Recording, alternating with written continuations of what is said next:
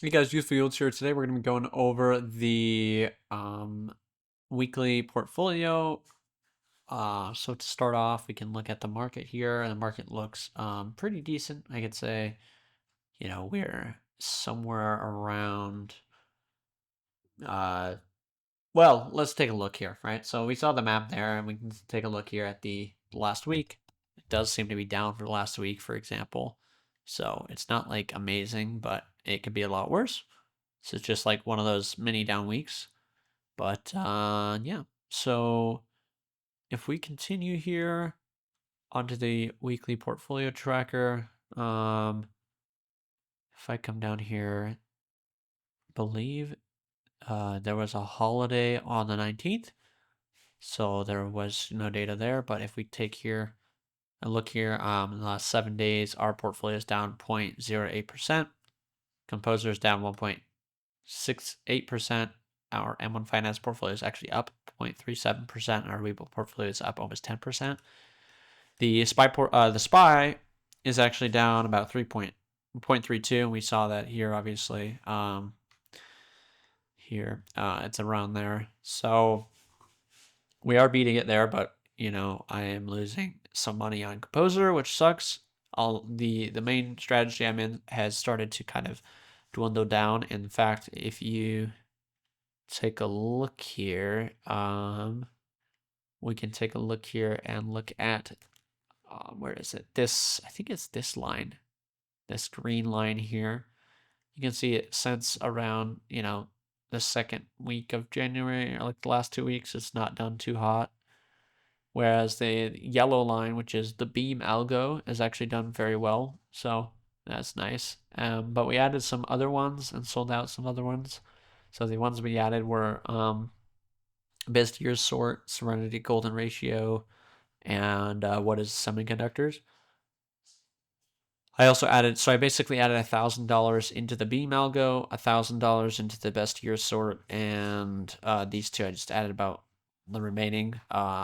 So 150 each ish, but I guess this one was 163. You can see the only one that we're technically down on is, well, I guess we are actually down on this top one now. But and that the annualized CAGR is, or the CAGR is quite down now, but you can see some other ones are doing quite well, like this one. Like this does have more data, just to be clear. It's a month longer than the Beam, but you can see Beam has done pretty well since then, which is pretty nice. And the other ones have done well as well. I've checked them, so that's why I'm in them. This, as a reminder, is more of like my risky portfolio, so that's why I'm kind of choosing some stuff here. Like Beam Algo, I usually wouldn't choose. There's a lot of stuff here that's very questionable, but it's modeled after, I think, like some like biogenetic stuff. I don't remember. Some guy in the Discord, he does a lot of that stuff, I think, for his work. So he kind of, a lot of people have been trying to apply their own work stuff into the strategies, which is, I think, is really cool. A lot of people that aren't super into tech, which is really cool to me.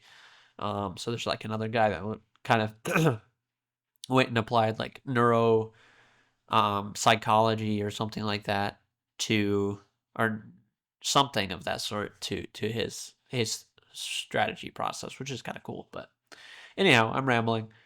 I'm hoping that these do well. There's nothing to really report on here except that we really went into these new ones. This one's starting to kind of dwindle. That's actually a better view there, which kind of sucks. You can see that it was like doing very well, and now it's starting to come back down. So I'm not sure why, because this shows 392, but this one shows a P&L of 0.52. Maybe it's not properly um accounting like the dollars. I'm not actually sure. But you can say year to date here. This one's up 13%. This one's up negative 1.5%, I guess, down. And these other ones we just got into, so we can't really expect too much from those. Some of these other ones are also a lot more volatile and have a lot of higher max drawdown. So we'll see how that affects the portfolio. They're, very, not very specifically, but they're very inherently a small percentage of the portfolio. So we'll see. According to this, though, our average CAGR is actually still 41%, which is pretty good. So I will take that for now. And we'll just see. But going on to the M1 Finance portfolio, if we come over to the Invest tab and go for last week, you can see here how it's done. So healthcare has done really well. The biggest gainer there was from Vertex. I think they had earnings or something. We have consumer staples. Biggest one there was from Procter and Gamble, almost 5%, which is really nice because that actually has been lagging quite a bit. And then semiconductors, the biggest one there was from AMD, another 12%, which is phenomenal. I think there was some talk about Intel having supply shortages or something, and so AMD went up because they didn't. I think they had supply shortages, or at least they didn't report it. And so because of Intel going down again on that, I think that's, I could be wrong, but I think that's why they went up largely. So on the opposite side of things, financials, you can see a little bit more hurt on MasterCard, but actually most of that's from Morgan Stanley. Then we have real estate. The biggest loser there was from Prologis. And last but not least, we have industrials. The biggest loser there was from RTX. So going into the activity tab, we can see didn't have any dividends since our last video, but we did obviously buy in on both this and this other portfolio. So I think I put 3K in here and 2,000 in here. So there's that. If we go to the holdings tab, we can check this. The AMD is now up 136% since we've been holding it, which is actually phenomenal. Google just lagging behind at almost 100%, and then quite further down, which even after that large jump down from RTX, we're still up 40%. So that's awesome. Remember, we have 30 stocks in this portfolio, and out of those 30, we have 1, 2, 3, 4, 5, 6 of them that are down right now. And really, I would only count that as maybe 5 because this is, could jump down or jump positive, I guess, at any moment. AMT still going, not too hot. We have MasterCard and Visa, which are financials. So these will go up together. I think these companies are really too big to collapse. It's just a matter of cyclical trends and whatnot. And, some recent news with all the creditors and stuff with Trump that I mentioned in my last video, or maybe it was 2 videos ago, but yeah. So yeah, overall pretty good. Last but not least, on the Webull stuff, we can see here that this week was kind of interesting. We can see that, obviously Monday was off, but the next day we went up 15%, and that was from a pretty bad week last week. And then we went down 4%, then up around 3.6%, and then down 3%. But we ended the week around 10% higher, which is super nice, according to our spreadsheet. 10%. But we're still down for the month. In fact, if we go over to Webull here, you can see that we're down 20% almost since the beginning of the year. On M1 Finance, we're up about 2.6%, and this is comparing to SPY. With Composer, we are down about 0.5%, and total portfolio, we're up 1.29%. So we're still beating SPY at the beginning of this year, which is super nice.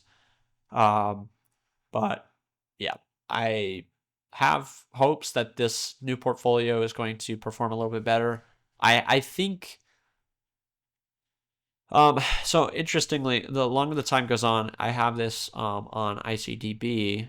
If we take a look here on my current portfolio, you can see here that the overguard score actually did go up here, which is very interesting. And this one, was mostly under 20. But the reason why is the OS and IS performance is quite different. You can see that is pretty indicative here. So you can see the backtest to OOS ratio is very low at 0.28, as well as the tail risk here. But where these other ones actually have, I believe their backtest dates are, so if we sort by the most recent backtest date, Reigns Concise is the second most recent. And so this best year sort hypothetically could completely change because it's only since November 22nd, but it's around the same time, I think. Or sorry, not November 22nd, November 15th, where this was. So it's about a 2-week difference. So we'll see in about 2 weeks. But I mean, so far this is holding up. This was showing bad performance on the backtest OOS ratio quite early on. And this is actually something to mention. It's quite important. And this is why I tend to pick stuff that's, above 60 months old or a year old in terms of the OOS ratio or the OOS date. And it's solely because you can't rely on very recent performance, right? So if something's only a month old, it might seem very possible that it's like doing very well in its OOS, but it's just not that long. So where these other ones, like for example, this one is early 2025, so it's almost been a year. And this one has 0.91 on its backtest ratio. Pretty good Sharp ratio. You can see the max draw on here, so 20%, so that's really nice. We have what is a semiconductor. This one started in October, so all of these are pretty new still. But you can see here that that is around 0.84 or 87. I'm sorry. BMalgo is actually beating its CAGR from its backtest, but that's not saying a whole lot because this one doesn't have a lot of data behind it. Some of these are, like I said, more risky. So you can see this one, and this one are both 2020. Well, they're in the 2020s. So, yeah. But these two are the highest allocation besides Reigns Concise, and then it's these two mixed. And so we'll see how these perform. In fact, if I look here, probably don't have a lot of data on this. But oh, you know what? I'm gonna have to fix something for my composer keys. But yeah, probably doesn't have a lot of data if I had to guess. But we'll see. Well, yeah, overall, I think the portfolio still is doing well enough to where, it's justified to be outside of something like just SPY or QQQ. But we still need to try to improve our stuff. So it's like a little mini job. It's a lot of babysitting, but eventually we'll find a good, middle ground and try to figure things out to make, me hopefully financially for better. And yeah. But yeah, that's it for me, guys. And as always, I wish you guys a wealthy future.